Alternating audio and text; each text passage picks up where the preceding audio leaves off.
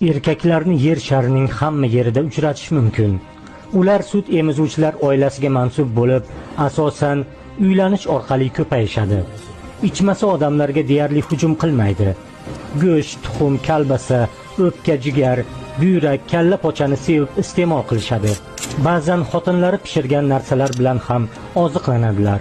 Ularning fe'li o'zgaruvchan bo'lib, necha yil umr ko'rishi xotiniga bog'liq. Eng katta xatosi xotini borligidadir. Erkaklar asosan 4 turga bo'linadi: semiz, oriq, uzun va kalta. Ular soatiga 20-25 km tezlikda harakatlanadilar. Ichib olganda esa soatiga 50 sm tezlik bilan yuradilar.